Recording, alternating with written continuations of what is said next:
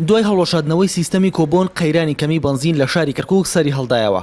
ئەندامانی لیژنەی وزە لە ئەنجومەنی پارێزگای کەرکووک دەڵێن هۆکاری سەرهەڵدانی قەیرانەکە بۆەوە دەگەڕێتەوە کە بەشێکی زۆری شۆفێران لە شارەکانی هەرێمەوە دێنە کەرکووک و بنزین وەردەگرن.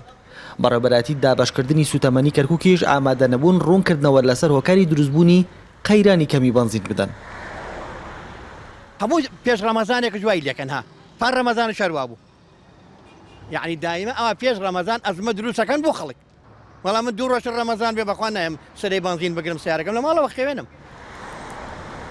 بەپێی ژماری دانیشتوانی کەرکووک لەسەر داوای ئەنجومەنی پارێزگا دەبێت بەغدا ڕۆژانە بڕی 1,300,000 لتر بنزین بۆ کەرکووک بنێرێت، بەڵام بەغدا ڕۆژانە تەنها بڕی 650,000 لتر ڕەوانی شارەکە دەکات.